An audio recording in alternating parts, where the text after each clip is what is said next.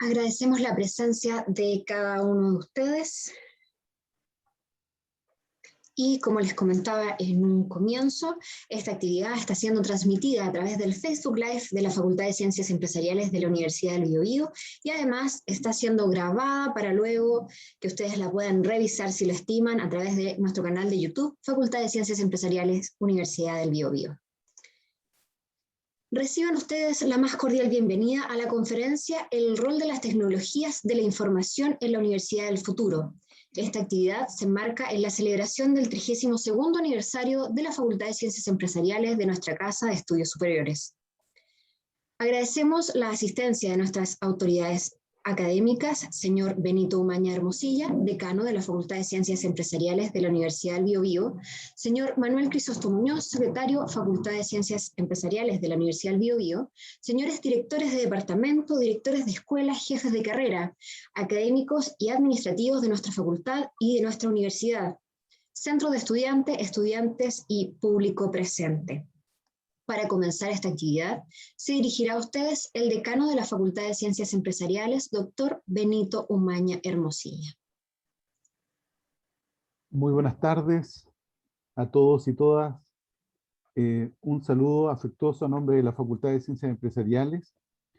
Yo quiero agradecer muy especialmente al doctor José Miguel Piquer, que se ha dado el espacio y ha tenido la disposición desde el primer minuto que nos comunicamos para esta charla. Muchas gracias, profesor, por acompañarnos y poner a disposición nuestra y de la comunidad este importante tema. Como se ha dicho, esto se enmarca en nuestros 32 años de existencia como facultad. La universidad tiene un poco más de años y lo que queremos con esta charla es aportar a una visión de las próximas décadas de nuestra facultad y también de la universidad.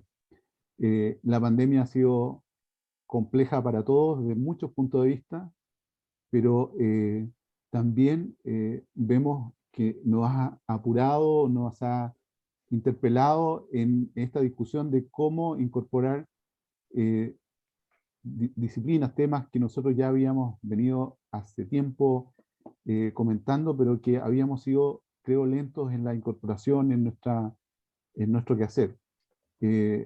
Y entonces es una gran oportunidad mirar hacia el futuro, qué nos implican los cambios, cómo están las herramientas disponibles para incorporar esos cambios por el bien de nuestras instituciones. Sin duda, una persona que nos puede hablar de esto es el doctor José Miguel Piquer, y quiero destacar que nuestra facultad tiene una relación muy estrecha con la temática y creemos pertinente ponerla a disposición de nosotros y de la comunidad, toda vez que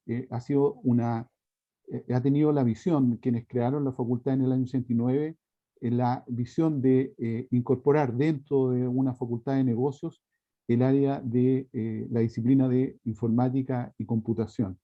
Es virtuosa la relación, nosotros creemos firmemente en eso, y efectivamente para futuro y la oportunidad que tenemos es muy importante en todo lo que hacemos, en la formación de nuestros estudiantes, en la investigación, la vinculación, la extensión, pero también importante en la gestión que hacemos a nivel institucional.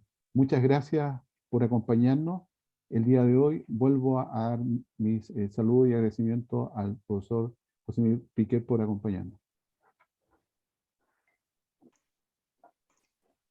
Agradecemos las palabras del decano de la Facultad de Ciencias Empresariales, doctor Benito Umaña Hermosilla. A continuación, damos inicio a la conferencia que hoy nos convoca, El rol de las tecnologías de la información en la Universidad del Futuro, que dictará el doctor José Miguel Piquer Gardner. Entró a estudiar ingeniería en la Universidad de Chile en 1979. En el curso de computación del primer año, él ha comentado, conoció por primera vez la magia de la programación y se rindió ante la tecnología, por lo que se especializó en un magíster en ciencias, mención en computación. En paralelo, descubrió su vocación política, siendo sucesivamente presidente del Centro de Alumnos de Computación, vocal del primer Centro de Estudiantes de Ingeniería Democrático y vocal de la primera FECH durante la dictadura. En 1986 fue contratado como profesor jornada completa del Departamento de Ciencias de la Computación y estuvo a cargo de la puesta en marcha y la operación de la Red de Correo Electrónico Internacional, UCP. En 1987 inscribieron el dominio.cl bajo la responsabilidad del departamento y desde entonces es el encargado técnico de su funcionamiento. Entre 1987 y 1991 hizo un doctorado en computación en École Polytechnique de París y desde entonces ha seguido trabajando en el departamento. En investigación ha publicado más de 30 artículos internacionales, los que figuran con más de 180 citas. Por varios años ha estado obsesionado con la idea de desarrollar en el país esquemas de colaboración entre el sector productivo y la investigación, parecidos a los existentes en el primer mundo. Es un convencido de que la Universidad de Chile debe aportar al desarrollo económico del país. Actualmente es profesor asociado y desarrolla proyectos de investigación en las áreas de redes inalámbricas y programación de sistemas masivamente paralelos. Dejo con ustedes entonces al señor José Miguel Piquer y la conferencia El rol de las tecnologías de la información en la Universidad del Futuro. Muchas gracias por la introducción. Les voy a compartir la presentación. Ok, entonces tengo con esto. Ok. Básicamente, ok, voy a ponerlo a ustedes también para poder ver un poco al público también. Súper. Ok, espero que alcancen a ver la presentación. Actualmente, desde hace ya varios años, he estado acompañando al rector de la universidad en impulsar la idea de crear una organización central, digamos, más estratégica en el nivel de tecnología. Y el año pasado, en mitad del año, digamos, en plena pandemia, logramos finalmente crear la Vicerrectoría de Tecnologías de Información, de la cual actualmente soy el vicerrector. Y es un poco esa historia, las razones y un poco la visión de futuro de por qué eso es algo que sentimos que es necesario hacer y que estamos tratando de buscar, digamos, en esta implementación y llevarlos un poco a una conversación de futuro también, ¿no es cierto?, de qué debiera ser una universidad, digamos, en los tiempos que vienen, digamos, sobre todo un poco post-pandemia y hacia adelante, ¿no? Y muchas de las cosas que les voy a contar están, digamos, vistas un poco desde el punto de vista de la Universidad de Chile, pero tengo la impresión de que la mayor parte de estas propiedades, digamos, se mapean bastante bien a las distintas universidades nacionales y sobre todo las regionales. Me da la impresión de que muchos de estos problemas les van a sonar conocidos, pero por supuesto no conozco la realidad de cada uno de ustedes, digamos, ¿no?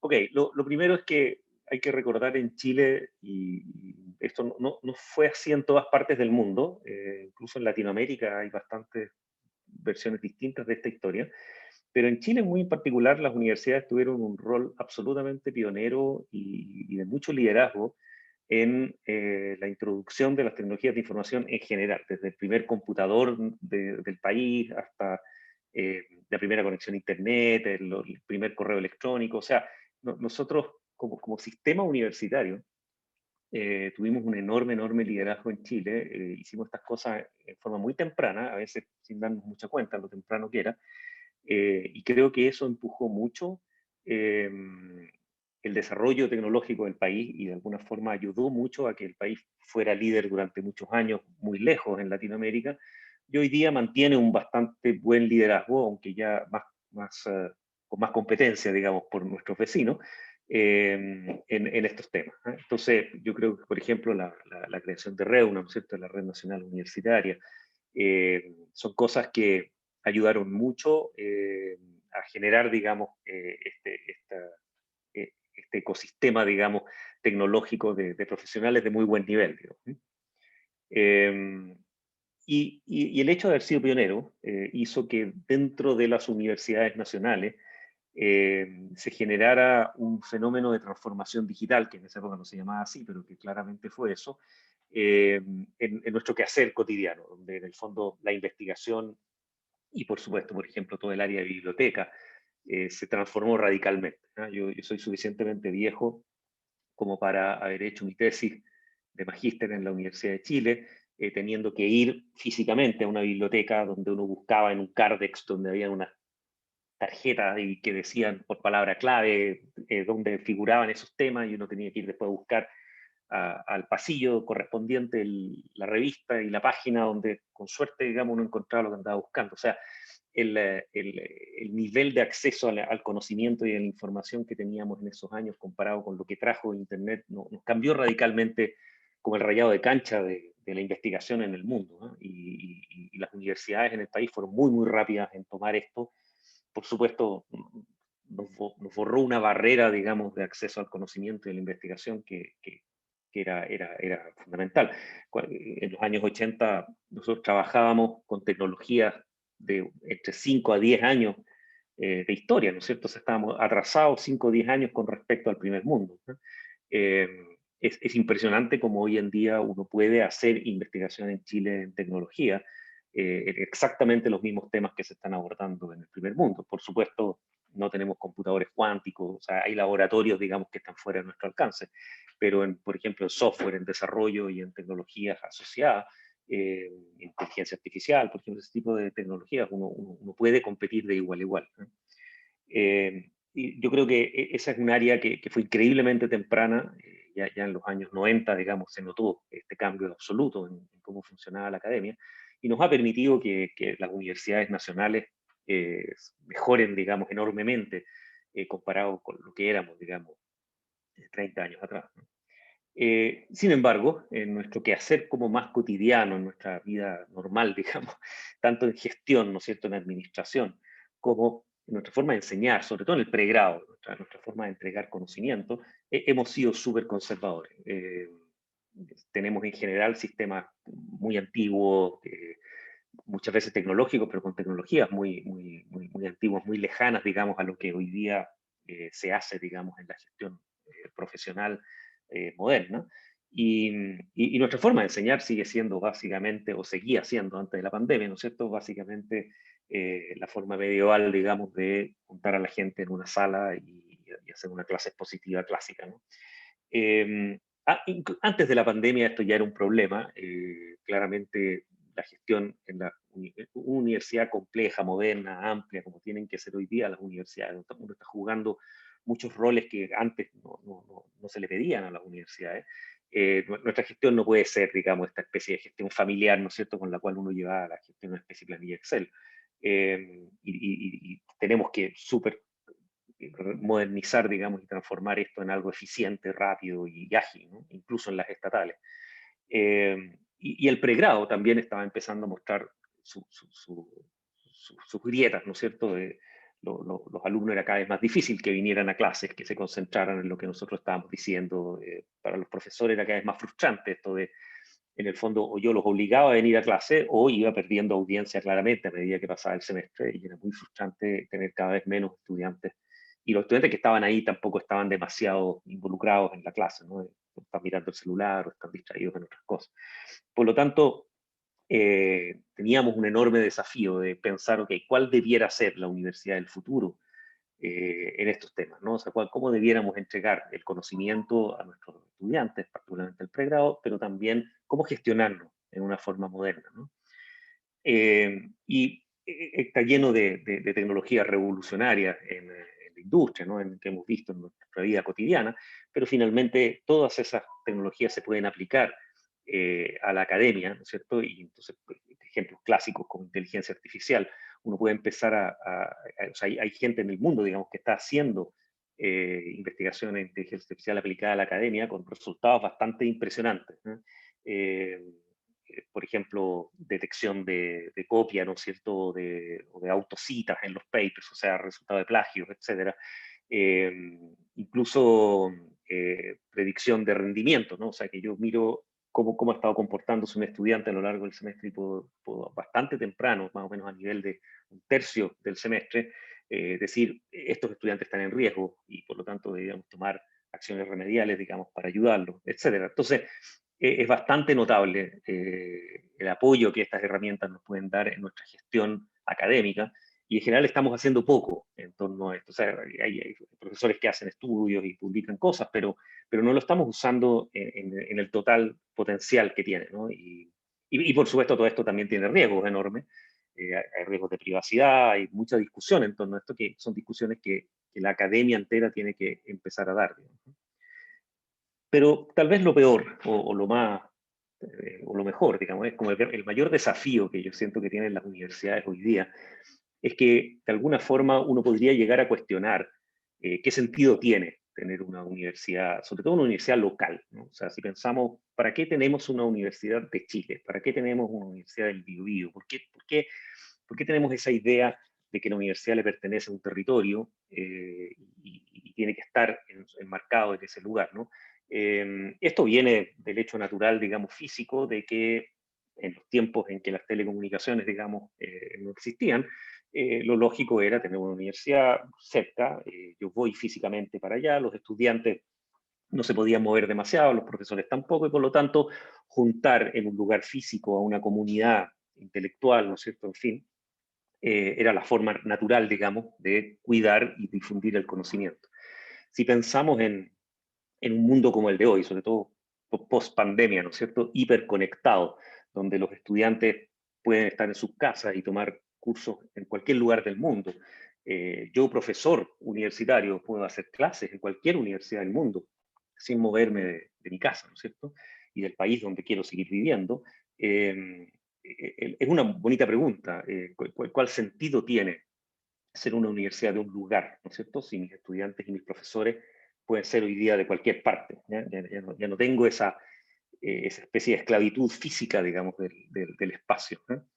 Entonces, pensando en clases, ¿no es cierto?, en tomar cursos. ¿Por qué un estudiante va a querer tomar cursos en nuestra universidad? Si podría tomar los mismos cursos dictados por el profesor que inventó esa tecnología, ¿no es cierto?, en su idioma. Eso todavía no es así, pero va a terminar siendo así, ¿no es cierto? O sea, van a haber ofertas en todos los idiomas para los estudiantes del mundo. ¿Qué podemos aportar nosotros? O sea, ¿cómo nosotros podemos competir en un mundo donde la oferta, digamos, va a ser global, ¿no? Con los investigadores pasa un poco lo mismo. O sea, ¿qué le puedo ofrecer yo a un profesor para que se venga a trabajar conmigo si él podría ser contratado por el mejor centro de investigación del planeta, ¿no es cierto? Por otro lado, también es cierto que yo sí puedo contratar a cualquier profesor del planeta, también yo, y por lo tanto también tengo que pensar en ofrecer algo interesante a esos profesores, ¿no?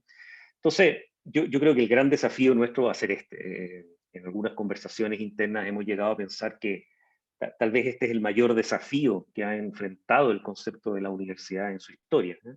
La universidad es una de esas instituciones más antiguas de la civilización, ¿no? Hay muy pocas organizaciones que hayan sobrevivido tanto tiempo con tan pocos cambios. O sea, el concepto de una universidad es como del 500 después de Cristo, y que no se llamaba universidad, digamos. El nombre de universidad es de Bolonia un poco más tarde, pero era la misma idea, era generar estos centros de estudios abiertos, intelectuales, etc. Y no ha cambiado tanto desde esa fecha hasta hoy. Sin embargo, sí ha sabido adaptarse, ¿no es cierto?, a los tiempos, y hemos sabido navegar en los cambios de realidad y en el modernismo. Pero este desafío de transformarse, digamos, en algo útil en un mundo hiperconectado, siento que es uno de los desafíos más grandes que nos van a enfrentar, ¿no? A modo de ejemplo, podríamos pensar hoy día en la posibilidad de generar una oferta universitaria latinoamericana, ¿no es cierto? Nos juntamos, no sé, las estatales chilenas, ¿no es cierto?, con las latinoamericanas, digamos, públicas, o uno podría pensar en otro frente, es decir, las mejores universidades, independientemente de si son públicas, privadas, etcétera, ¿no es cierto? Alguien podría pensar hacer una universidad católica latinoamericana. En fin, todas esas cosas hoy día son viables. Uno podría hacer acuerdos en los cuales generamos una oferta mucho mayor de conocimiento, profesores, etcétera, y un alcance, digamos, de estudiantes mucho más allá de lo que antes estábamos restringidos. esta discusión un poco de hasta qué punto la universidad es universal, ¿no es cierto? Y un bien público global, y hasta qué punto es local, ¿no es cierto? O sea, siempre esa idea de la Universidad de Chile o la Universidad del Biobío es siempre una contradicción de términos, porque finalmente la universidad es universal, y ser algo universal del Biobío es un poco raro, ¿no? Entonces, esa idea de ahora ser universal desde la región, pero hacia todo el planeta, es un enorme desafío que tenemos que enfrentar. Por supuesto, tiene un lado, digamos, de amenaza, ¿no? Uno puede verlo como algo terrible, que a lo mejor no tiene ningún sentido pensar en estas cosas. Que para qué sentido tiene de ser, digamos, el ser local en un mundo de este tipo.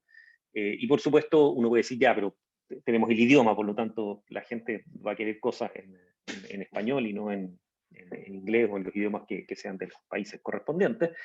Sin embargo, claramente eso no va a durar demasiado tiempo. Yo creo que van a haber ofertas en nuestros propios idiomas, tanto por profesores que hablan nuestro idioma, como también por sistemas de traducción automática que han mejorado lo suficiente para que casi sean utilizables hoy día. Y por otro lado, uno puede verlo como una enorme oportunidad, ¿eh? Uno puede verlo como la gran oportunidad de transformarnos en universidades globales. Por supuesto, no vamos a poder hacerlo solos. Estos son desafíos, digamos, que hay que tomar en comunidad. Tenemos que asociarnos, digamos, para tomar este camino. Pero es muy interesante la idea de poder alcanzar, digamos, un espacio global, pensando que nuestro caso en particular, que hablamos español, transformarnos en una universidad iberoamericana, por ejemplo, es perfectamente viable, pero también debiéramos empezar a pensar en incluir cursos en inglés. Nosotros estamos participando en un piloto con universidades de Asia-Pacífico, donde estamos compartiendo cursos en inglés, que es un enorme desafío, pero también permite cosas bastante impresionantes a nivel de intercambio de estudiantes, ¿no? Y creo que el concepto de localidad se da en la parte de investigación. Por ejemplo, hay temas locales de territorio, si estamos pensando, no sé, en arqueología, ¿no es cierto?, o en cambio climático. El lugar donde estamos no es irrelevante y por lo tanto hay como atractivos naturales, digamos, razones naturales de trabajar por una universidad, no sé, en Atacama para el tema minero, ¿no es cierto? Caso de Biobío podría ser por el tema forestal, en fin, o sea, hay temáticas que tienen que ver con el territorio que yo creo que vamos a tener que explorar y explotar mucho más que lo que estábamos acostumbrados. Y la última, que para serle franco no tengo mucha idea cómo hacerlo, pero creo que es fundamental, es la transferencia. O sea, si piensan en este rol pionero que tuvimos como universidad chilenas, digamos, ¿cierto?, en las tecnologías de información. ¿Quién va a hacer ese trabajo? ¿No es cierto? O sea, ¿quién va a conectar a Chile a la nueva red no sé qué que va a aparecer en el planeta? Tiene que ser una universidad local. Es obvio que no va a venir el MIT a conectar a Chile, ¿no? O sea, necesitamos un conocimiento y una inteligencia local que ayude al país a hacer y ayude a la región a hacer, en el caso regional, ¿no? Y no tengo mucha solución a ese problema, pero tengo claramente la idea, digamos, de que la universidad local es la que permite hacer ese trabajo, digamos, ¿no? Ok, son más preguntas que respuestas las que les estoy dando. Y el otro tema que siempre me ha gustado mucho recalcar es que las tecnologías de información no son una tecnología elitista, una tecnología solo para los ricos y poderosos, ¿no? Que a veces se siente un poco como eso. Las TI son profundamente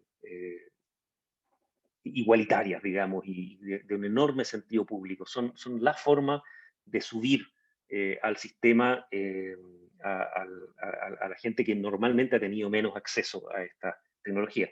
Esa foto que les muestro ahí me gusta mucho. Son básicamente refugiados sirios que acaban de cruzar la frontera a Europa y están logrando llegar a Europa después de un viaje absolutamente peligroso, ¿no es cierto?, y aventurero, donde no llevan prácticamente nada con ellos, ¿no? Porque no tienen capacidad de acarrear nada. Tienen una mochila con agua, con las cosas absolutamente básicas, pero lo que sí tienen es un smartphone conectado a internet y el personaje está tomando una selfie en el lugar donde llegaron al otro lado, ¿no? O sea, lo más importante, el bien más preciado, digamos, que llevan, ¿no?, es la conectividad. Y eso muestra un poco algo que yo creo que hay que considerar hoy día. O sea, en el fondo, la tecnología de información es lo que nos está dando el derecho fundamental casi a existir, digamos, en este mundo, ¿no? Para eso, por supuesto, tenemos que cumplir algunas cosas que como país, digamos, y como universidad podemos empujar, que la gente tenga una igualdad de acceso, eso es muy importante. Es algo que no se cumple en Chile, pero no estamos tan mal, digamos, comparado con el mundo, pero claramente uno debiera hacer enormes inversiones en proveer acceso igualitario, ¿eh? Pero también desde el punto de vista de la universidad y de nosotros mismos, entregar los datos, ¿no es cierto?, que poseemos, entregar los cursos de la forma más abierta posible. Yo creo en estos cursos masivos tipo MOOCs, etcétera, debieran tener un enorme esfuerzo de las universidades en proveerlo. Y por supuesto, movilidad y interconexión, que es algo que debemos empujar. Ok, todo esto era para en el mandato, digamos, inicial del gran desafío que estamos enfrentando. Nuestro punto era que como una dirección de tecnologías de información, que estábamos en la unidad de gestión, que es el modelo clásico, digamos, de las direcciones de TI, no estábamos logrando llegar a resolver esos grandes problemas. En el fondo, el viejo esquema, digamos, es la estrategia se discute entre los grandes estrategas de la universidad, generalmente académicos, ¿no es cierto?, que están a cargo de la universidad, discuten las grandes estrategias y finalmente entregan instrucciones a los tecnólogos para que implementen esa estrategia. Esa es una solución muerta hoy día, digamos, no tiene, ya no, dejó de tener sentido en un mundo donde la tecnología irrumpe, ¿no es cierto?, y es disruptiva, ¿no es cierto?, nos cambia la forma de hacer las cosas, no es simplemente vamos a implementar las cosas más eficientemente, las vamos a hacer de otra forma. Y por lo tanto esa discusión tenemos que darla en el nivel estratégico y necesitamos que el tecnólogo esté en esa conversación, ¿no? Entonces, el transformar esta dirección en una vicerrectoría es básicamente sacar, digamos, esa dirección de su prisión, ¿no es cierto?, donde era esclava de implementar lo que le decían, y llevarla a discutir cuál es ese futuro, ¿no es cierto? ¿Qué universidad vamos a hacer en el futuro? Esto partió siendo una discusión de cuál era el gran futuro, hoy día más bien una discusión bastante más prioritaria, que es cómo vamos a hacer, qué universidad va a salir de esta pandemia, ¿no? Porque al final yo creo que todos tenemos más o menos claro que no vamos a volver a ser la universidad que éramos antes de la pandemia. Y no está muy claro qué universidad vamos a hacer después de la pandemia. Vamos a hacer claramente una mezcla entre ambas, tampoco vamos a hacer full online como es hoy día, pero tampoco está claro cómo es esa mezcla, cómo debiera funcionar, y eso tenemos que enfrentarlo estratégicamente. Y por lo tanto, sentimos que necesitamos ese concepto de una vicerrectoría liderada por un académico para que tenga la visión universitaria de la academia. Y por supuesto necesita también ese clásico profesional, digamos, de muy buen nivel que implemente y que sabe hacer las cosas, que no necesariamente es el mismo académico que la dirige, pero donde necesitamos ese doble rol, digamos, que no estábamos jugando en los viejos tiempos. Por lo tanto, en el fondo la forma de generar esta vicerrectoría es para básicamente lograr una mejor coordinación y una mejor gestión, digamos, del futuro, ¿eh? Eso es un poco lo que tenemos que lograr hacer. Esto no es trivial, ¿no? Si uno mira, los dos son una caricatura, pero más o menos reales. Para los viejos recordarán la vieja película esta de Jurassic Park, ¿no es cierto? Esa es la visión del administrador de sistemas, ¿no? Del profesional TI que está a cargo del parque, y es como todavía nos ven a los tecnólogos, muchos de los habitantes de la comunidad, ¿no es cierto? Que este tipo, si lo recuerdan, era un genio, pero era absolutamente insoportable, además era medio trucho, era medio ladrón, si se acuerdan en la película, y además era así como medio cochino, las tenía todas, ¿no es cierto? Y por otro lado tenemos al rector de la universidad, ¿no es cierto? Que esa imagen es de verdad del rector de la Universidad de Cambridge. Esa es la tenida formal donde todavía se viste así para las ocasiones formales. Obviamente son dos mundos que no es fácil, ¿eh? Afortunadamente en Chile esta distancia no es tan grande, pero sigue existiendo, ¿no? El rector es un académico de alto nivel que obviamente siente que al director de tecnología no se le entiende nada de lo que dice, y por supuesto el director de tecnología opina que el rector no entiende nada de lo que él está hablando, y por lo tanto es estas cosas no conversan, y si no conversan, no hay futuro. O sea, en el fondo, la única salida que tenemos es lograr que la tecnología y la estrategia estén diseñadas en conjunto. Y esto es mucho más difícil de lo que parece, porque escribirlo así parece fácil, pero cuando uno trata de implementarlo de verdad es súper, súper difícil. Por lo tanto, y más allá, digamos, de las grandes autoridades, al final implica incluso que todos estemos involucrados. Acabo de aprender hace poco en una universidad española, habían hecho un proceso para tratar de rediseñar el portal que los estudiantes recibían, ¿no es cierto?, como solución. Y se les ocurrió esta idea de involucrar a las federaciones estudiantiles como parte del trabajo de diseño. Y la verdad es que lo encontré genial, a mí no se me había ocurrido, pero es una muy buena idea, ¿no?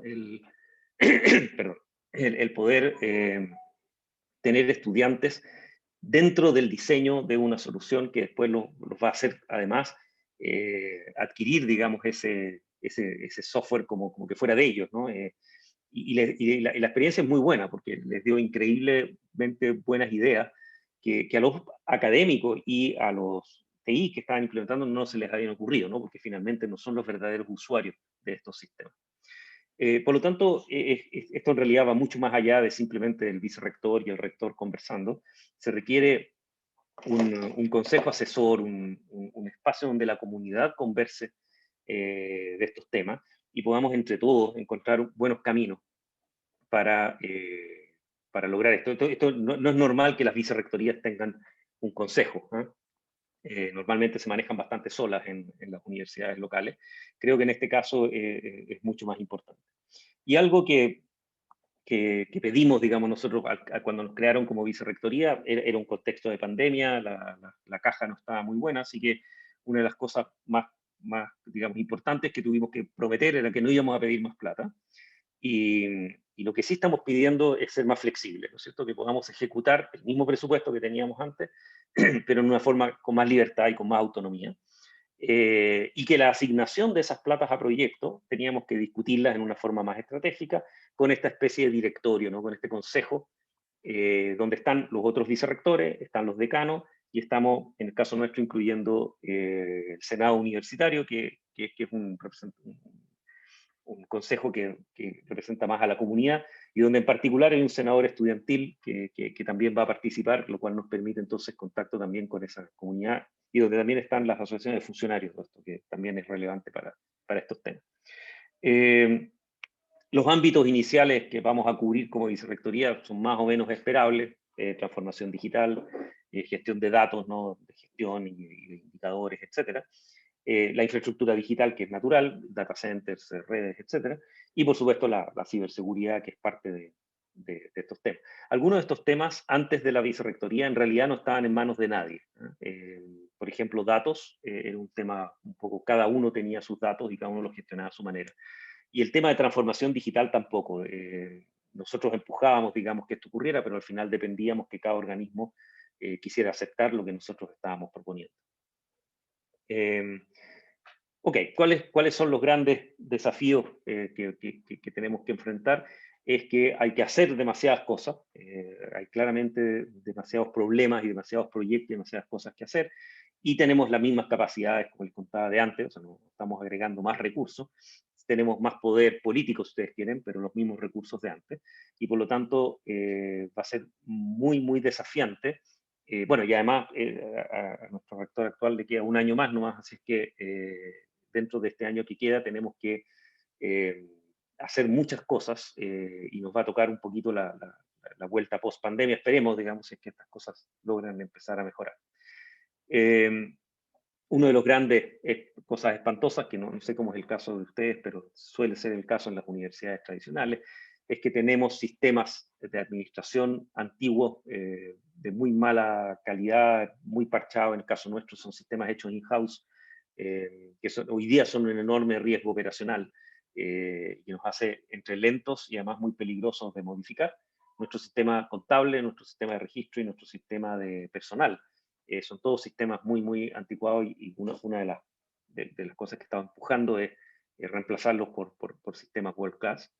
Pero además se nos vienen todos estos temas estratégicos de futuro que nos gustaría hacer, donde al tiro uno puede darse cuenta, digamos, que la lista es demasiado grande para poder tomarla, y por lo tanto uno de los grandes desafíos es, ok, ¿cuáles de estos temas estratégicos son los más relevantes para, digamos, marcar el territorio y decir, ok, mostrar que crear esta vicerrectoría tenía sentido, y por otro lado no descuidar los sistemas legados, los sistemas operativos que hoy día están funcionando, ¿no es cierto? Y que necesito seguir pagando los sueldos, por supuesto, y seguir registrando los estudiantes. Entonces, en el fondo, manejar la historia y el legado tradicional de TI, con además los grandes desafíos que se nos vienen encima post pandemia, es probablemente el desafío como estratégico más grande que tenemos en este minuto, ¿no? Algo que de todos estos temas, digamos, uno que me gusta mucho es tratar de aprovechar la capacidad de investigación y desarrollo que la universidad tiene en los temas de tecnologías de información, que efectivamente en el caso nuestro están en la Facultad de Ingeniería, tenemos un departamento de computación de donde yo vengo, pero también tenemos un departamento de ingeniería eléctrica que hace cosas, tenemos un departamento de matemáticas que hace modelamiento matemático, un centro de modelamiento matemático, y también tenemos la Facultad de Economía y Negocios, que sería equivalente a la de ustedes, que claramente que tiene una carrera de informática, de hecho, y que también por razones naturales, digamos, tiene mucho interés en estos temas. Entonces, todos ellos tienen investigadores de alto nivel, con mucha capacidad de generar software, de generar herramientas, etcétera, que es absurdo que no los usemos para tener una especie de capacidad de investigación y desarrollo nuestro para nosotros mismos, ¿no? O sea, para nuestros propios fines, para mejorar nuestra docencia, para mejorar nuestra gestión. Y eso es algo que creo que es o sea, a mí me fascina como desafío, digamos, el poder hacer una especie de transferencia interna del conocimiento dentro de la universidad. Algunos datos que ustedes deben haber visto cosas parecidas en su historia. Por ejemplo, fue la actividad de cursos online. Esto son como estadísticas sacadas de Zoom, que es la herramienta que nosotros usamos, durante el 2020. Y fue bastante interesante ver cómo, en el fondo, se ven marcadamente la asistencia a clases y la cantidad de clases que se dictan. Lo interesante de estas curvas es más bien que por primera vez tenemos esta información, ¿no? O sea, en el fondo, nosotros nunca teníamos información de cuántos alumnos estaban yendo a clase. En general, en nuestra universidad no se exige asistencia, no se pasaba lista. Entonces, nunca sabíamos cuántos estudiantes estaban yendo. Hoy día sabemos cuántos estudiantes van, sabemos cuántas clases estamos haciendo, y entonces tenemos una estadística de que, no sé, más o menos el 70% de los estudiantes van a clase. Estas son clases síncronas. No tenemos la estadística de cuántos estudiantes vieron los videos que quedan de las salas después, pero probablemente es mucho mayor, ¿no? Yo tengo un hijo que está todavía en la universidad, que me ha comentado, digamos, de que ha asistido, entre comillas, más a clases que nunca en su historia universitaria durante la pandemia, pero no va a las clases síncronas, la ve siempre la clase que queda grabada, y por supuesto la ve en velocidad doble para no perder tanto tiempo, lo cual uno empieza a pensar, en realidad es difícil competir con eso, ¿no? Cuando uno quiere hacer clases presenciales.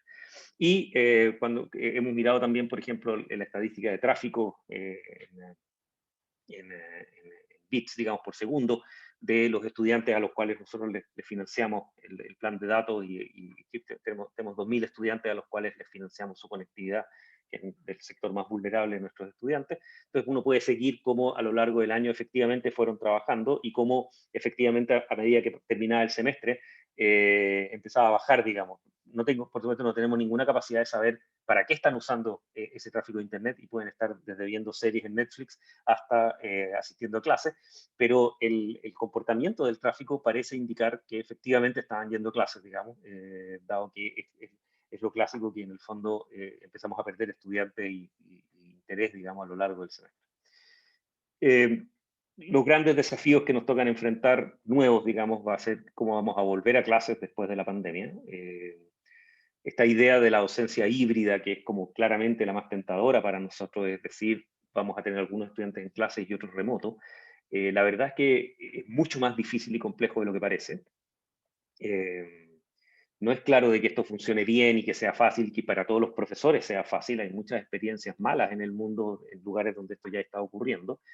Y por lo tanto vamos a tener que experimentar, vamos a tener que aprender de nuevo, vamos a tener que incorporar estas tecnologías de alguna forma, y no es fácil pensar esto, digamos, en una forma central y corporativa y evitar que cada unidad o cada profesor resuelva esto a su manera.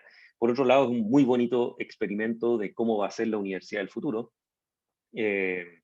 Y en una de esas vamos a descubrir, digamos, formas totalmente innovadoras de hacer este camino. Ok, entonces mi motivación esencial, digamos, de esta presentación, y vamos a tener tiempo para algunas preguntas, es básicamente convencerlos de que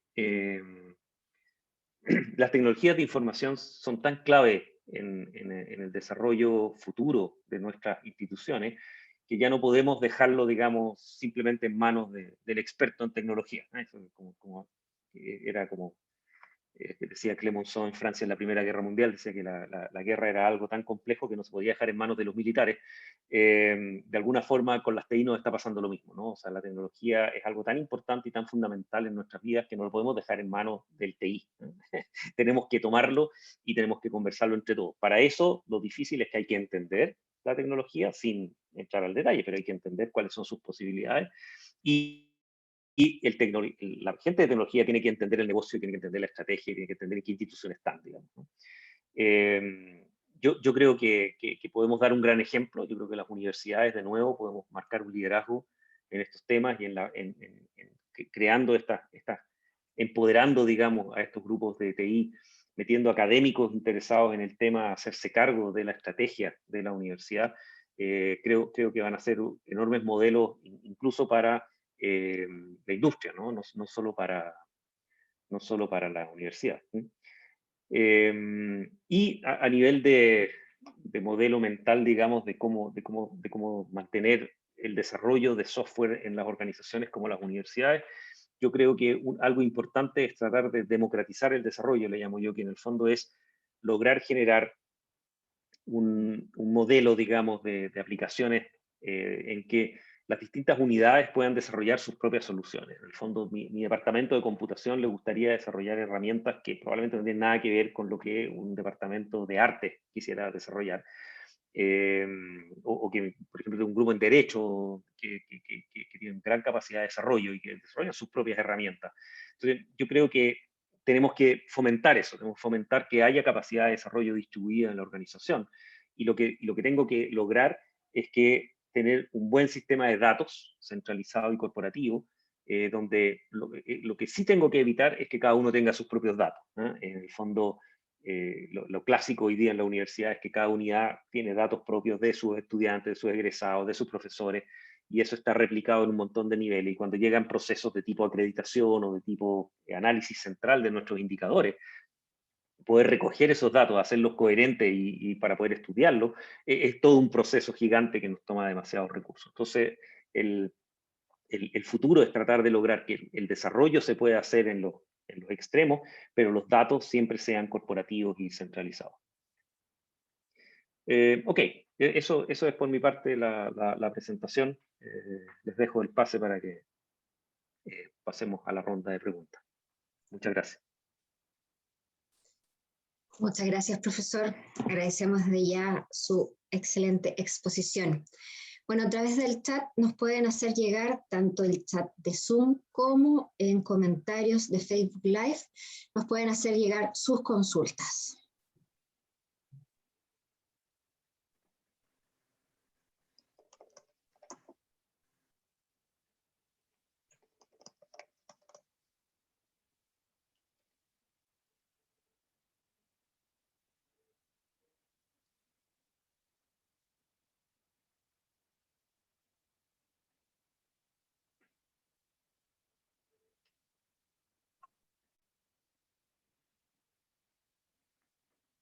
Don Gilberto Gutiérrez, por favor, puedes activar su micrófono.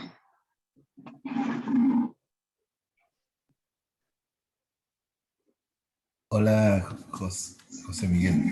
¿Qué tal? Muchas gracias por tu conferencia. Una pregunta es respecto de lo que pretenden hacer la Universidad de Chile post pandemia. Está esto de lo híbrido y yo no sé si tienen alguna opción por la cual se están inclinando. Que nos pueda comentar. Perfecto. Muchas gracias, Gilberto. A todo esto, Gilberto fue alumno mío, pero éramos casi de la misma generación, ¿no? Fuiste alumno, pero yo creo que éramos... No, yo más joven, mucho más joven. Ah, claro.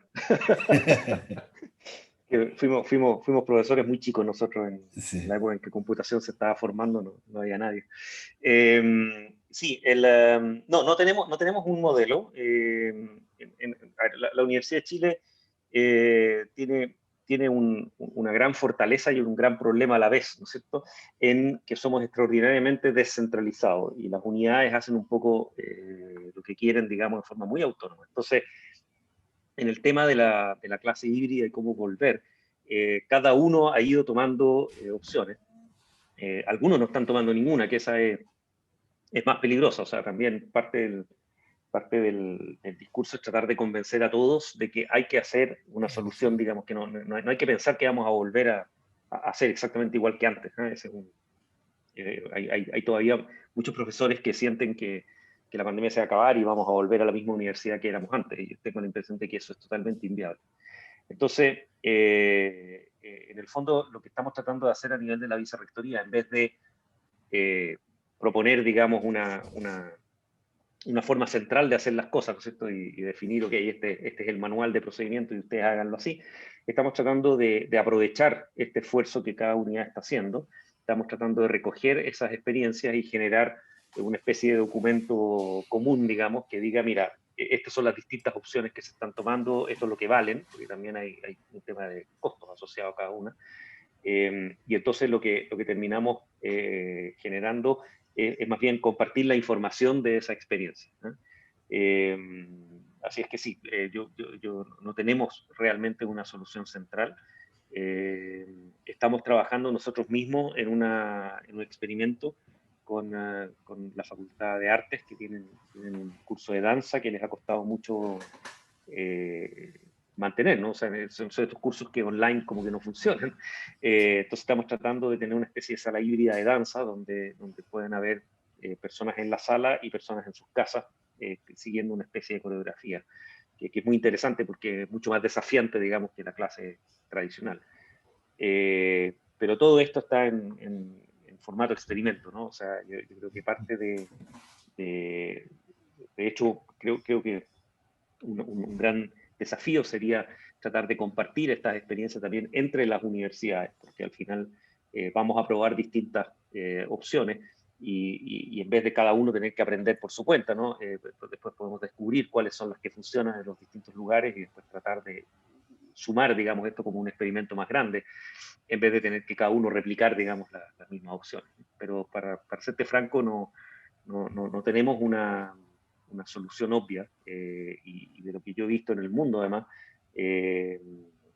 hay mucha experiencia de soluciones que funcionan muy bien al principio, porque al principio hay una enorme disposición de los chicos a ayudar, ¿no? Porque han estado todos encerrados, o sea, el volver a verse en la sala, o sea, hay un primer inicio, digamos, de esto que funciona muy bien. Pero también hay un enorme cansancio a medida que pasa el tiempo, el profesor se agota porque es muy agotador esto, tener estudiantes remotos y locales y acordarse de todo, hacerle preguntas al que está a distancia y que tiene delay, en fin. Entonces, yo creo que falta mucho para que entendamos bien cuál es la mejor forma de hacer esto, y hay que tomarlo así, como un experimento, ¿no? O sea, no hay que tomarlo como, ok, voy a comprarle un proveedor y la sala va a funcionar, ¿no? No es un problema trivial. Muchas gracias por su respuesta, profesor. Profesor Sergio Bravo, puedes activar su micrófono. Muchas gracias. Muy buenas tardes, profesor. Yo, desde que vi el título de esta conferencia, me interesó. Pensé que iba a descubrir algo, que iba a tener alguna respuesta, y efectivamente. Y quiero contarle, por ejemplo, que se está dando en la academia algo muy parecido a lo que se dio durante muchos años en la empresa. Yo tengo una larga experiencia de empresa, y que es concretamente estar abrumado de problemas en tanto los fabricantes de tecnología nos abruman también con nuevas tecnologías que son oportunidades que no sabemos aprovechar adecuadamente. Y esto subyace en lo que usted nos ha contado. La tecnología está disponible, la pregunta es ¿qué hacer con ellas? Y yo creo que mucho antes de poder hacer cosas buenas o saber cuándo, cómo hacer después la cosa, es romper algunos paradigmas mentales que tenemos desde siempre, tradicionales, ¿no es cierto?, que tienen que ver con la cantidad de contenidos, con la memorización, con la clase misma, que debe cambiar sustancialmente. No importa con qué tecnología quizás la vamos a transmitir, pero si no nos obligamos en la clase a descubrir cosas en conjunto con los alumnos, a denunciar los descubrimientos, ya sean buenos o malos, ¿no es cierto?, a aprovechar la reunión para descubrir y crear cosas, ¿verdad? Pensar más que memorizar, transversalizar con cuánta cosa se nos venga a la mente, que puede ser desde el arte hasta la ciencia, aunque sea un tema mínimo el que estemos tratando, puede cruzar, atravesar todo el mundo. Bueno, cuando cambie ese paradigma, yo creo que se nos van a aclarar un montón de cosas. Me va a decir, pero diablo, si el problema no era la tecnología, ahí está la tecnología, era saber pensar y saber usarla. Muchas gracias. Gracias. Sí, estaba pensando que en realidad probablemente mi charla tiene más preguntas que respuestas, ¿no? Sí, yo en el tema de la docencia, por ejemplo, hay un problema bien interesante que se nos generó en ingeniería. Había un movimiento ya bastante avanzado de los profesores de hacer justamente esta idea de lo que se llama estas clases invertidas, ¿no? Donde en el fondo uno le da tarea a los estudiantes y son los estudiantes los que hacen la clase prácticamente, y el profesor hace una especie de moderador nomás y se pasea entre medio, y esa en vez de una clase expositiva, ¿no? Y entonces, cuando llegó la pandemia y tuvimos que pasar a clases full online, esos profesores fueron de los los que más se resistieron, si ustedes quieren, a pasar a esas clases online, porque en el fondo encontraban que la clase online no iba a mapear bien esta idea de la clase invertida, porque en el fondo que al profesor, los estudiantes no hacían sus cámaras, ¿cómo manejo, digamos, esa sensación del espacio de la sala, donde uno se paseaba entre medio, uno veía lo que estaban haciendo? Y efectivamente costó partir y de alguna forma como que los que más resistían esta especie de virtualidad, digamos, eran los profesores más revolucionarios que habían pensado en esta otra forma de hacer clases.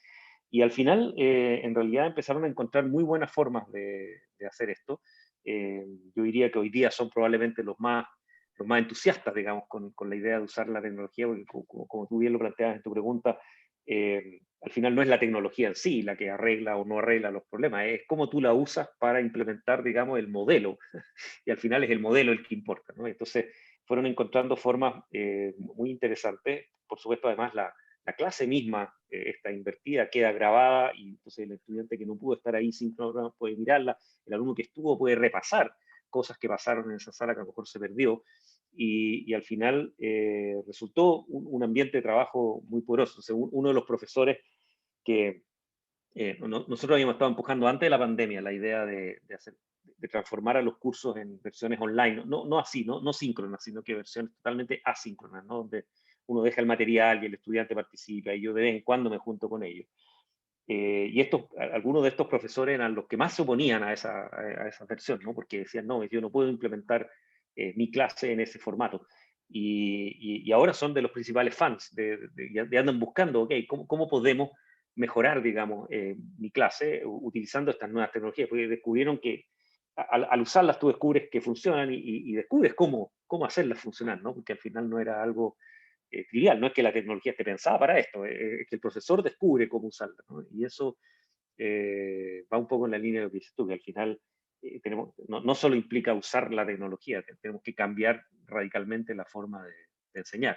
Y a todo esto, y no es trivial, ¿eh? No es trivial el cómo, ¿no? O sea, no hay que pensar tampoco que vamos a votar la clase expositiva y la dice el pizarrón y ya está todo resuelto, y les vamos a dejar videos y todo va a funcionar.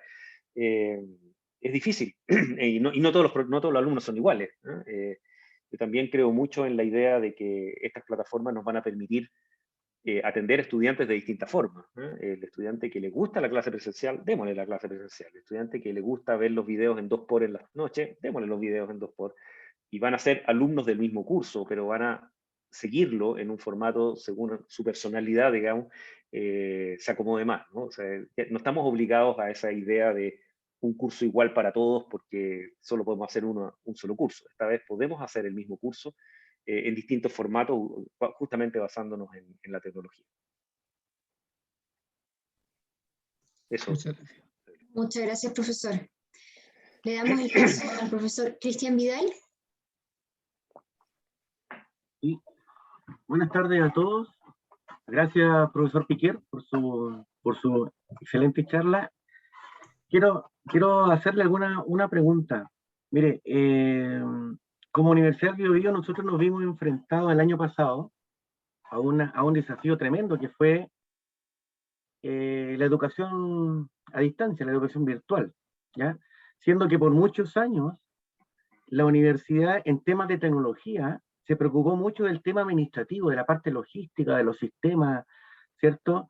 Y de pronto se dieron cuenta que debíamos tener un modelo educativo virtual y que no solamente era comprar data show como se hacía antes, que no solamente era comprar hardware, ¿cierto? Sino que había un tema de software para el cual no estábamos preparados y no era suficiente una plataforma educativa solamente, sino que entonces, de pronto nos vimos que enfrentaba que la inversión en tecnología estaba pensada en la parte administrativa y habíamos descuidado por mucho tiempo la docencia, ¿ya? Y más encima, esto se da, la pandemia en Chile y en otros países se da un tema también de demandas sociales. Por lo tanto, eso complica mucho el tema, ¿cierto? Estamos todavía pensando cuál es ese equilibrio para mantener, por ejemplo, el nivel de calidad que requerimos, considerando que hay que invertir tanto, ahora aprendimos que hay que invertir tanto en temas administrativos como también en tecnología para la educación, pero también que esa tecnología dé espacios para la opinión, ¿cierto? Los distintos componentes de la comunidad, pero que eso no signifique bajar los niveles de exigencia de las carreras. ¿Ya? Yo sé que es una pregunta muy compleja, pero es algo que me ha hecho pensar en este tiempo y buscar una solución, y me gustaría saber cuál es su opinión al respecto, profesor. Por supuesto, es una pregunta que nosotros también hemos recibido, digamos, y hemos tenido que discutirlo un poco en la comunidad. Mira, a ver, por una parte yo siento que hay que también ver que esta docencia online de emergencia también ha permitido un acceso, digamos, entre comillas, más igualitario a gente que antes tenía mucho más problemas para venir a clases, si quieres. En el fondo, el estudiante vulnerable, por ejemplo, el caso nuestro en la región metropolitana, que vive en una población peligrosa o difícil, de estas que uno no puede entrar muy de noche, para él ir a clases en algunos formatos de transporte público o días de protesta, en fin, es realmente difícil, caro y en algunos casos no podía ir a clases, ¿no es cierto?, por este tipo de problemas. El darle esta docencia online hace mucho más equitativo esa posibilidad. Incluso el hecho de dejar la clase grabada es algo tan simple como a lo mejor tú no pudiste estar en el minuto de la clase, pero la puedes ver después, todo el mundo la puede ver después. Esos son, o sea, tiene algunas ventajas esto que a veces uno las pierde un poco, ¿no? La gente está ahorrando enormes cantidades de dinero. Yo tengo muchos estudiantes de provincia que se volvieron a sus provincias. Tengo estudiantes extranjeros que volvieron a sus países. Estaba mirando las estadísticas de Zoom de este año y tengo igual hay errores porque Zoom usa estas estadísticas de IP georreferencial, ¿no? Que no siempre son muy buenas, pero que más o menos dan una idea. Y me sale que más o menos tengo como 30 países distintos, estudiantes de pregrado que hoy día están asistiendo a clases, ¿no? Entonces, es como, en el fondo es ver también que esos estudiantes probablemente habrían tenido que abandonar estos semestres en condiciones normales, ¿no? y están con su familia, están más protegidos, están ahorrándose enormes cantidades de dinero, digamos, tanto de vida como de transporte. Entonces, hay un lado muy positivo que a veces uno no lo ve, ¿no? Porque, bueno, no lo hicimos por eso, lo hicimos en una emergencia, pero es notable ver de repente que a lo mejor estamos haciendo cosas mejor de lo que parecía. Y con respecto a la calidad, yo pienso que la única crítica real que yo he visto y que yo creo que es cierta, ¿no? es en la evaluación, ¿no? En el fondo, la clase misma, el material, los profesores que interactúan con sus estudiantes, el que era bueno para interactuar con el estudiante de clase, hoy día interactúa a distancia igual que antes, digamos, eso no ha cambiado mucho. Claro que hay un tema de acceso personal que probablemente lo hemos perdido, pero eso es algo natural, digamos. Pero a nivel de la calidad y el contenido de los cursos, yo diría que es exactamente el mismo que antes. El tema de las evaluaciones es más difícil. Y nosotros hemos tenido, como contaba, las unidades son bastante autónomas, así que hemos tenido bastantes experiencias distintas. Mi facultad de medicina instaló estos sistemas de control de copia y de estas cosas que proctor se llaman de vigilancia, para poder tomar exámenes, digamos, en forma remota. Es la única. Todas las otras unidades han optado más por sistemas de hacer pruebas menos copiables, entre comillas, ¿no? y hacer una evaluación de seres humanos que después revisa lo que hay, y tratar de hacer, y en los ramos que son más de primer año, digamos, que son más de matemática, en fin, que son más simples, aplicar estas pruebas online medias aleatorias que hacen distintas preguntas a los distintos estudiantes, te cambian un poquito los valores, en fin, de modo que uno no puede copiar tan fácilmente, digamos, que son como pruebas con alternativas casi. Y la verdad es que la experiencia es todavía un poco preliminar. Mi sensación es que ha funcionado muy bien en general, digamos. He visto, bueno, yo tengo un curso en particular que hago donde siento que los estudiantes han aprendido lo mismo que antes.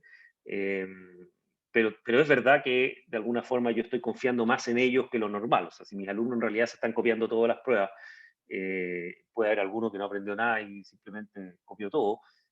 Tengo la impresión que no, porque, como te decía, lo que hacemos es darles estas preguntas que son un poquito abiertas, que no son copy-paste, digamos, de internet, así que no pueden llegar, y si lo hacen, se nota demasiado, ¿no? Entonces, tengo la impresión de que está funcionando bien, pero hay estudiantes que se quejan, y hay un pequeño movimiento, digamos, de estudiantes un poco más de élite, entre comillas, que se quejan de que como que los resultados son demasiado buenos, entre comillas, que las notas han mejorado y que por lo tanto la calidad disminuye, un poco lo que planteabas tú en tu pregunta.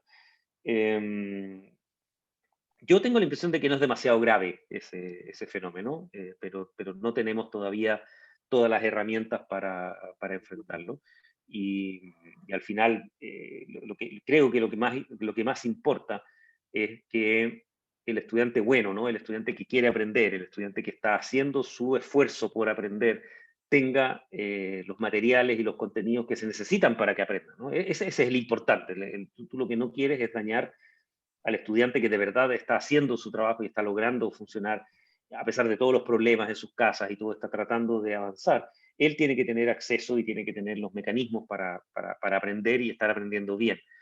Que haya entre medio un estudiante que es más flojo, que no pudo hacer la pega y que decidió hacer trampa, ¿no es cierto? Y aprobar igual, creo que no es tan grave, ¿eh? En el sentido de que no es tampoco como que vamos a generar una generación de profesionales de mala calidad, ¿no? Son cosas que pasan, probablemente en el mundo físico también pasaban, y creo que no creo que tengamos un verdadero problema de calidad, y creo además que es admirable el trabajo que han hecho las universidades, incluso a nivel mundial, de mantenerse funcionando en un contexto sumamente adverso. Creo que hemos logrado rescatar, digamos, a la enorme mayoría de nuestros estudiantes, y permitir que ellos sigan avanzando en sus carreras, en un contexto donde probablemente 20 años atrás yo creo que habríamos tenido que cerrar y no habríamos podido seguir funcionando. Gracias, profesor. Muchas gracias. Una pregunta a través del chat. Vladimir dice, ¿cuáles son los desafíos para la educación básica y secundaria respecto al TI? Creo que eso es mucho más difícil. para serte franco. Yo creo que tal como... supongo que la educación media, liceo, digamos, muy parecida a la universitaria y probablemente uno puede suponer que esto funciona más o menos bien. A nivel básico es mucho más complejo, ¿no? Porque en el fondo todos hemos visto los que tienen hijos, los que tienen nietos, digamos, familias con hijos en sus casas. Los hijos pequeños, mantenerlos activos en el colegio a distancia es básicamente desastroso, es muy, muy difícil. Al final el colegio se trata de generar comunidad, de generar amigos, que es casi más importante que el contenido. Y lograr que un chico en su casa solo, digamos, aprenda, estudie, sea autónomo en este tema es muy, muy, muy difícil. Por lo tanto, si pensamos en el futuro, o sea, en el post-pandemia, tal como yo creo que la universidad, digamos, va a terminar siendo una especie de universidad híbrida para siempre, para el tema de los colegios es mucho más complejo.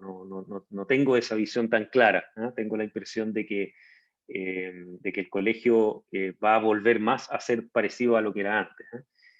A cambio, sí creo que, que debiéramos empujar muy fuertemente la enseñanza de la programación en los colegios, desde la básica hasta la media. O sea, un estudiante que sale de cuarto medio, mi impresión es que hoy día, tal como uno espera que sepa leer y escribir en forma razonable, uno no quiere que sea un escritor ni un premio Nobel, pero uno quiere que sepa leer y escribir, creo que también debería saber leer y escribir programas computacionales, ¿no? En el nivel básico, digamos, nada demasiado sofisticado, pero debería ser capaz de entender la programación y debería ser capaz de programar, por ejemplo, en una planilla Excel, un algoritmo, debería ser capaz de programar en Python un pequeño sistema, de modo de que todo ser humano profesional, digamos, del futuro esté preparado para hacer pequeños programas, ¿no? Eso lo veo más claro que cómo migrar, digamos, a esta especie de vuelta a clase en un liceo básico. Encuentro muy difícil el tema de las escuelas de niños pequeños, porque además no van a poder tampoco volver full con todos los estudiantes juntos en la pandemia, van a tener que hacer un esquema mixto y que creo que es súper, súper complejo. Afortunadamente no está a cargo de una escuela. Gracias, profesor. Otra consulta a través del chat. M. Navarrete dice: profesor, un gusto, tremendamente importante su exposición. Respecto a la última parte de su exposición y desde su visión, ¿cómo podrán coexistir, trabajar en conjunto los equipos de TI y los equipos de docentes, por ejemplo, en gestión, finanza, economía, contables, auditores, etcétera, en pos de potenciar la posible universidad del futuro, según lo que puede visualizarse post pandemia? Sí, yo creo que ese es el gran desafío, como les contaba en la presentación. Lo más difícil es generar ese diálogo entre la tecnología y el negocio, entre comillas, ¿no? Porque al final se aplica a todas las áreas de la universidad, pero también a todas las empresas y a todas las áreas. O sea, el experto TI que hemos generado como universidades, y en el fondo en la historia nuestra, tiende a ser un personaje que adora la tecnología, pero no le interesa mucho el negocio mismo, no le interesa mucho dónde está, en qué industria está o lo que está resolviendo, lo que le interesa es la tecnología. Y viceversa, la industria en general tiene el área de negocio, digamos, el área de gestión o el área de la docencia, en fin, le interesan sus temas, le interesa la docencia, le interesa la gestión, y las TI no son su tema y lo ven como un tema un poco lejano. Entonces, el acercar esas posiciones es tremendamente importante y no hay soluciones mágicas triviales. Por supuesto, el ideal es contratar a un vicerrector de tecnología de información que sepa hablar los dos idiomas y haga una especie de traducción entre ambos, pero creo que ese es un bien muy escaso y es muy difícil encontrar suficiente gente para todo eso. Nosotros lo que estamos tratando es de implementarlo a través de esta especie como de directorio de la estrategia TI, que en algunos lugares se llama el Consejo de Transformación Digital, también, en fin, donde lo que uno trata es juntar estas unidades, ¿no? O sea, juntar a las unidades de negocio, a las unidades de docencia, en fin, a los decanos en algunos casos. En el fondo, es juntar a un consejo bastante representativo de los distintos miembros de la comunidad y por el final las TI es totalmente transversal, o sea, afectamos desde los estudiantes hasta los funcionarios, a todos los procesos de todo tipo están afectados por las TI. Entonces, al final tenéis que tenerlos a todos en una mesa, de modo de, por ejemplo, cuando haya que definir, ok, ¿cuáles son nuestras prioridades? No tenemos recursos para hacer todo lo que hay que hacer. Y aquí tenemos esta lista de proyectos que ustedes mismos nos dijeron que eran importantes. Ordenémoslo, ¿no es cierto? ¿Cuál es el primer proyecto que vamos a enfrentar, el segundo, el tercero, en fin? Eso requiere verlo entre todos, ¿no? Y eso implica entenderlos, entender las distintas prioridades y negocios, pero también entender las distintas tecnologías. No en detalle, pero entender las potenciales de esas distintas tecnologías. Y espero que en este consejo, no lo hemos probado todavía, estamos recién implementándolo, así que no tengo una experiencia aún, pero mi objetivo es tratar de lograr que esa gente se dé el tiempo para pensar estos temas, ¿no? El gran enemigo de estos temas es el TI que llega, es como pasa con la seguridad también, ¿no? O sea, que llega el TI a decirle al rector o al vicerrector, a decirle, tengo esta duda, ¿no? Que tenemos que implementar A o B, y el gran enemigo es que el dueño del negocio, el gestor, te diga, véalo usted, ¿eh? Decía usted, porque el tema tecnológico a mí no me interesa, yo no quiero entender la diferencia entre A y B. Es horrible, porque el técnico no es un tema técnico, no es un tema de si A es mejor que B, es la universidad quiere ir hacia A o hacia B, y para eso hay que entender las diferencias y entender por qué esas dos tecnologías nos encaminan, digamos, en direcciones totalmente distintas. Gracias. Profesor Sergio Araya. Puede desactivar su audio. Bueno, primero que todo, agradecer tu exposición, pero me gustaría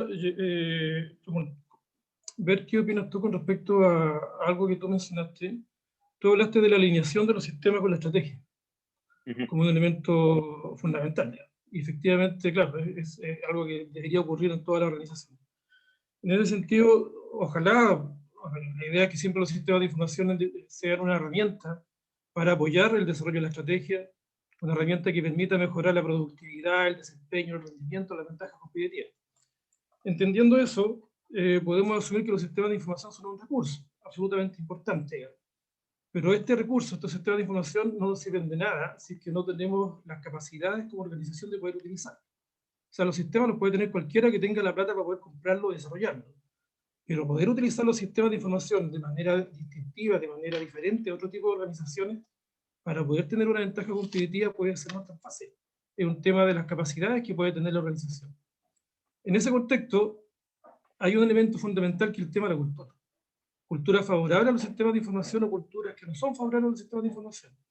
Y dentro de eso en particular nos encontramos con las personas.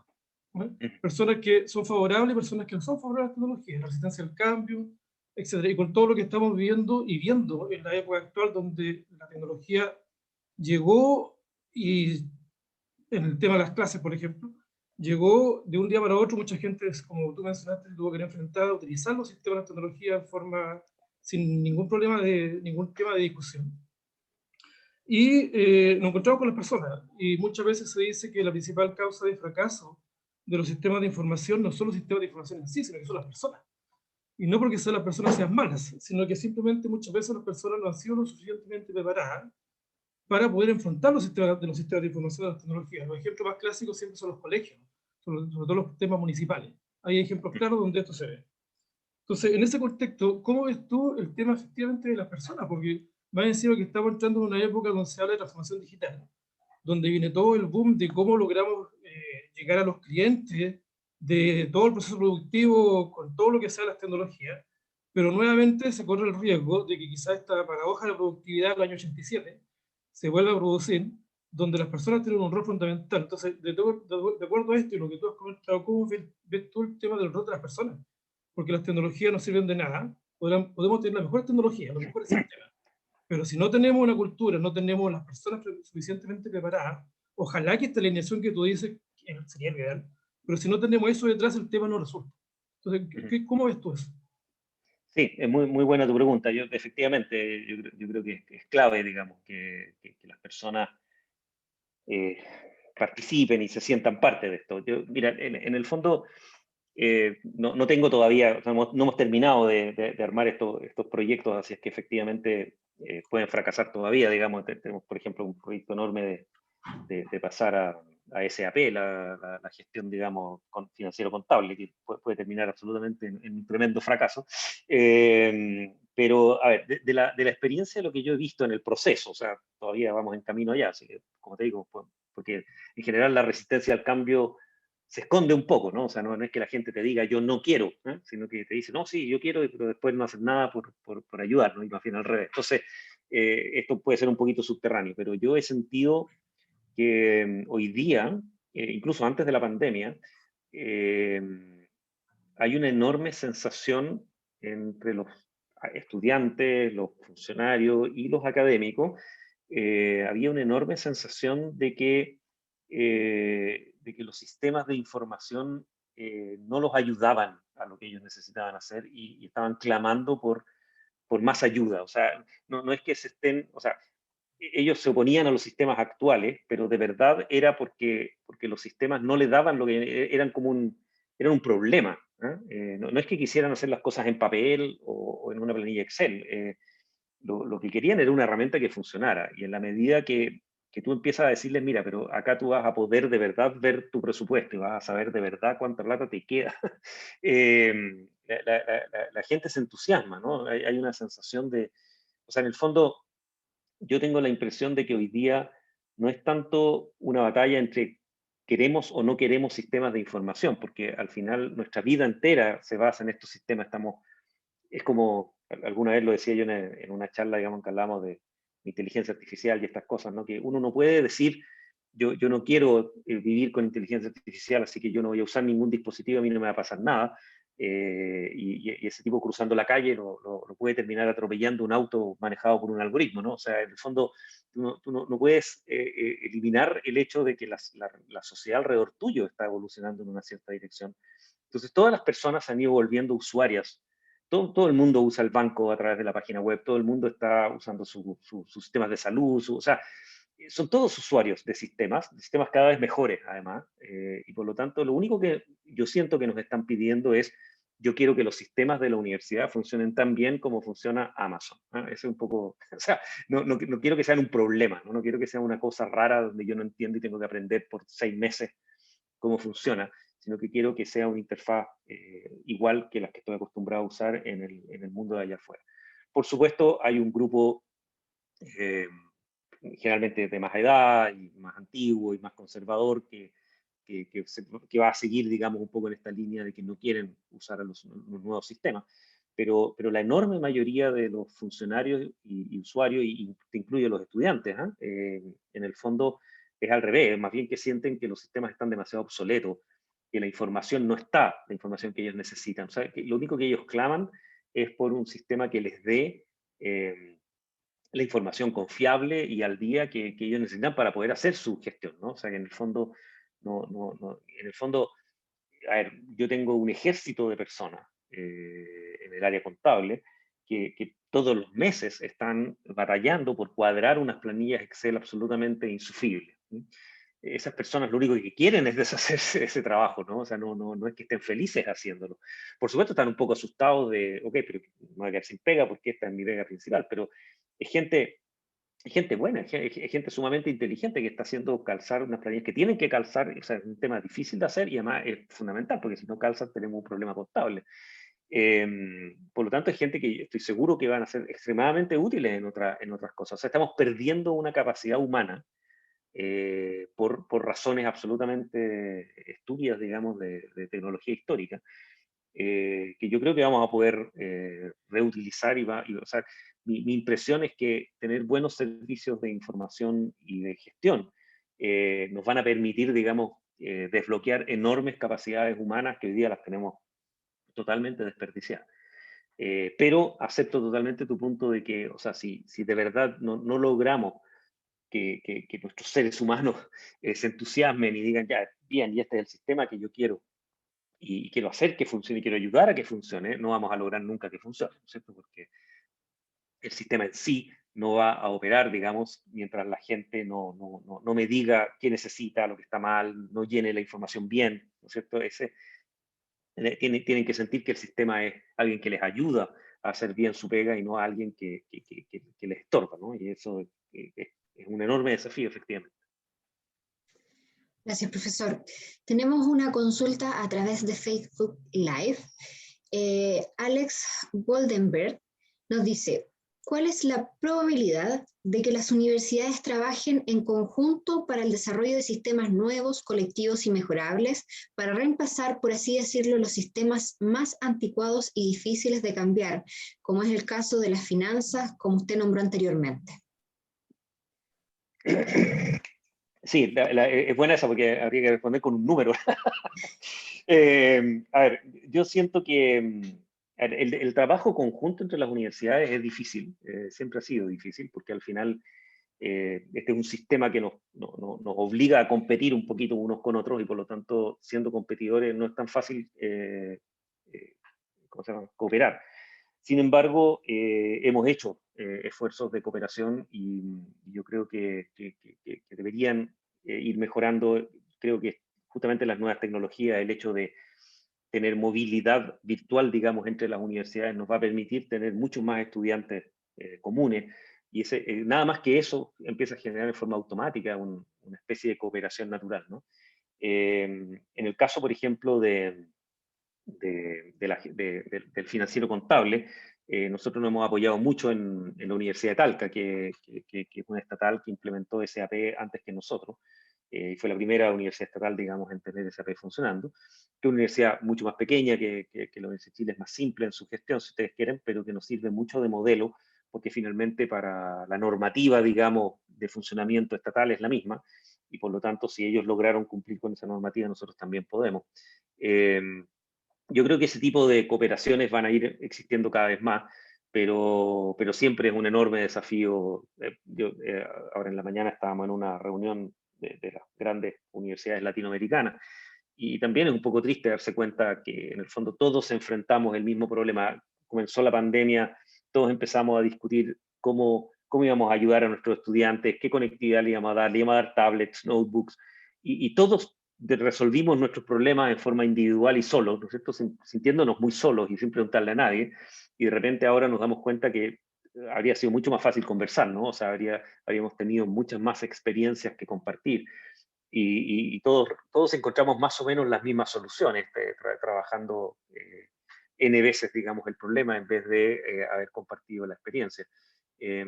Yo creo que lograr funcionar como un sistema para las universidades es un enorme desafío y siento que en este universo globalizado, ¿no es cierto?, donde vamos a tener que competir con los grandes monstruos del planeta, la única solución es aliarse primero a nivel nacional chileno, por supuesto, pero también a nivel regional, ¿eh?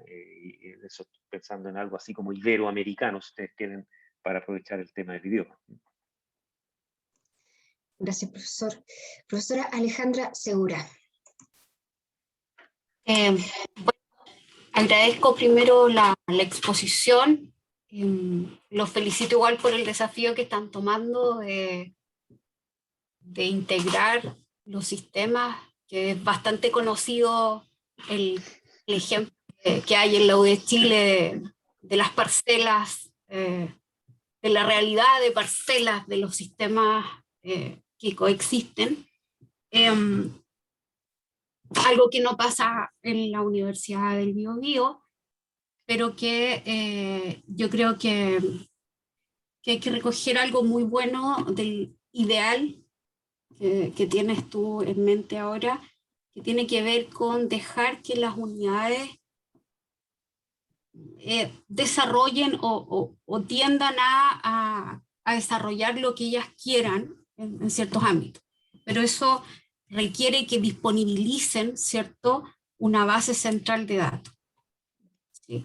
Eso va a requerir que ustedes pongan a disposición de la universidad una arquitectura potente, ¿cierto?, de datos y una arquitectura que les provea, ¿cierto?, y les garantice, ¿cierto?, una consistencia, integridad de datos, etc. Y que, por cierto, ustedes tienen los recursos para hacerlo, digamos, y creo que sería una cuestión súper potente. Ya sería súper bueno. Yo creo que tienen una tarea así muy difícil, en juntar. O sea, no es por desanimar, no, no quiero desanimar, pero sí creo que es súper compleja la tarea que tienen en mente, porque cada unidad, por cierto, tiene sus propios datos y desarrollos. En cierta medida a nosotros nos ha tocado dirigir tesis con alumnos nuestros que han desarrollado sistemas para facultades de ella. ¿Ya? Nosotros hemos tenido alumnos tesistas que desarrollaron sistemas en particular para ingeniería, me parece mucho.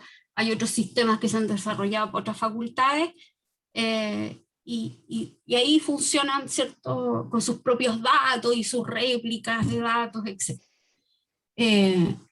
Y son bien quisquillosos, digamos, cada una de sus unidades con sus datos y la forma como los operan, los procesan. Y de ahí ustedes van a tener que hacer dos pegas, digamos, la integración de esos datos primero, que es todo un proceso de unificar y habrá que trabajar duro, digamos, para lograr esa integración y dejarlos limpiecitos, ¿cierto? para llevarlos a su arquitectura, y luego a nivel de sistema. O sea, no me cabe duda que hay muchas soluciones estándar, por lo menos la de Talca a nivel administrativo ha aprobado efectivamente con éxito la parte financiera, contable, por lo que igual yo sabía. Y académicamente sí creo que ellos están al debe. Los logros que han tenido no han tenido buenas experiencias con la integración, con los sistemas, con la parte administrativa y académica, ¿ya? Y yo creo que ahí hay que poner como harto énfasis. La universidad, por nuestro lado, yo creo que no es que estemos en un pie así súper bueno, pero sí tenemos como una arquitectura más centralizada, se golpea mucho más la mano a quien quiere desarrollar cosas propias, pero yo creo que falta recursos para disponibilizar esta arquitectura, que sería una muy buena idea para dejar que cada una de las facultades desarrolle libremente. Yo creo que esa sería una muy buena idea, así que si les sobran recursos a ustedes, que nos regalen a nosotros. Y que podamos implementar nosotros esa idea, que me parece estupendo, así que ojalá tengan éxito. Pero te auguro igual harto trabajo. Muy Así difícil. Es. Gracias.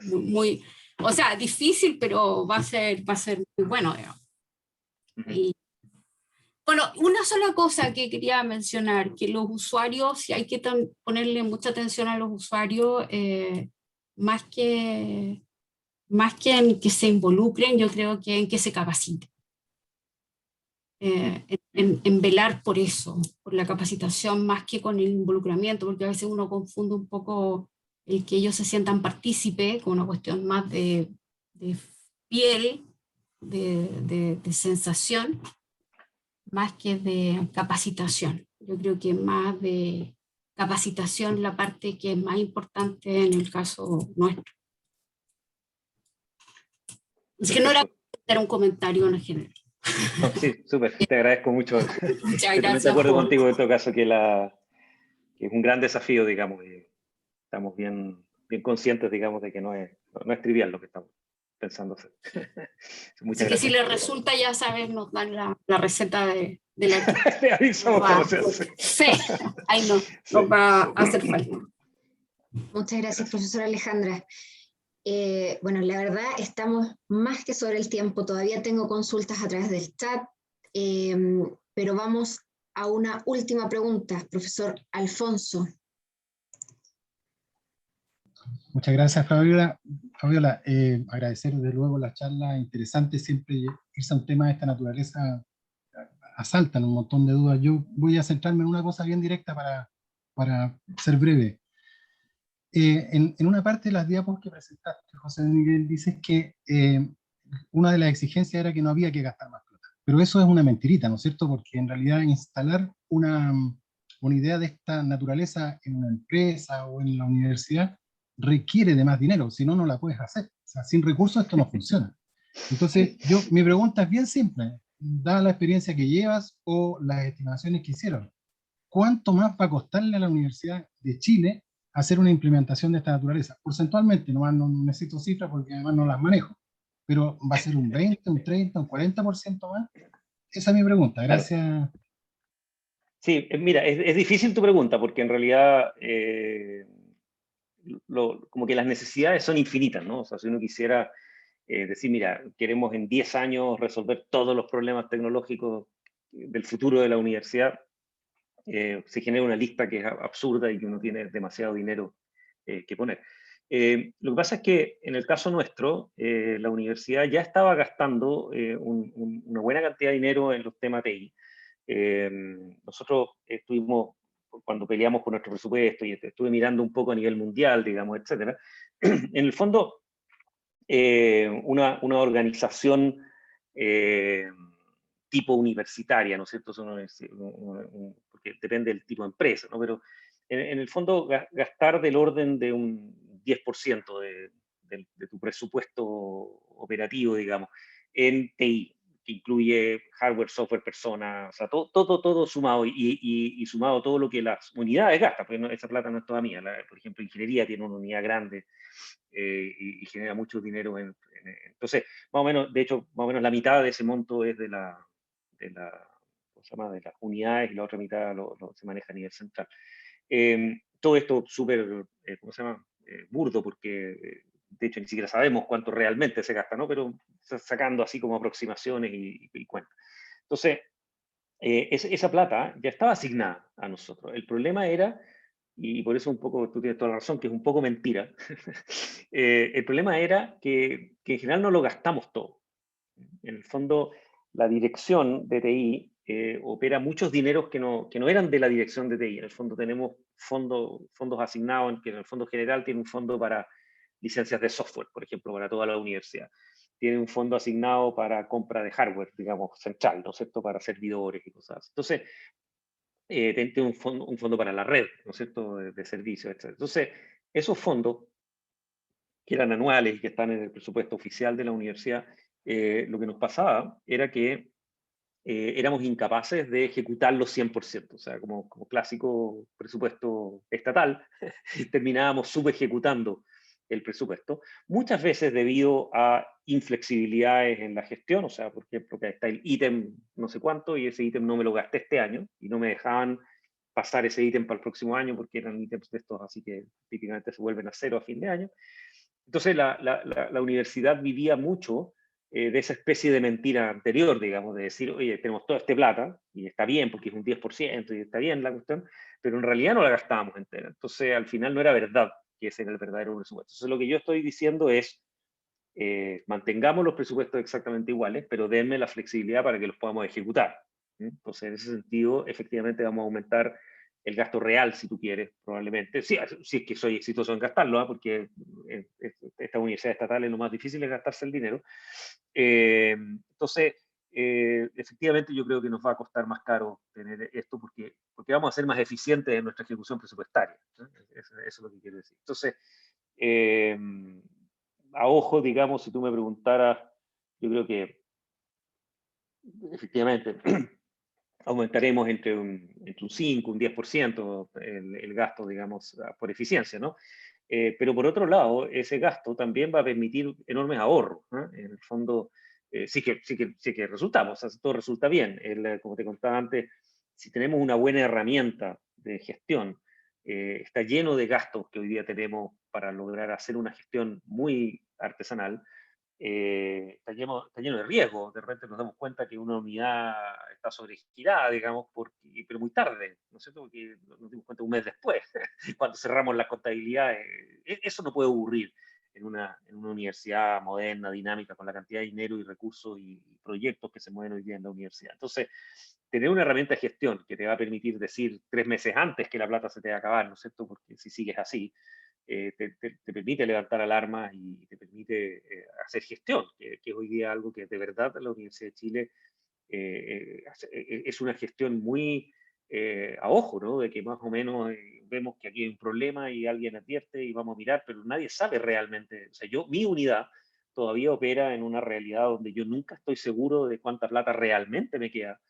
Y tengo como 3 versiones, según a quien le pregunto, que por suerte se parecen, digamos, ¿no? Pero no es real. Entonces, yo creo que la existencia de esto, de tener una buena tecnología que funcione dentro de la organización, efectivamente genera gasto en el área de TI, pero genera ahorros que son mucho más grandes que el gasto que tú vas a generar. Entonces, por lo tanto, mi sensación es que no estoy mintiendo mucho cuando les estoy diciendo yo no voy a generar más gasto en la organización.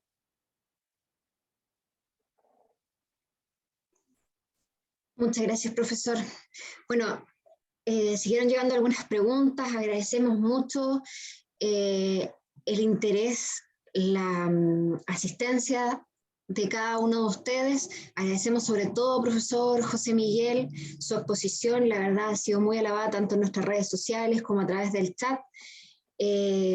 Y bueno, agradecemos una vez más su participación en el 32º aniversario de la Facultad de Ciencias Empresariales de la Universidad del Biobío. Y agradecemos a todos la presencia el día de hoy.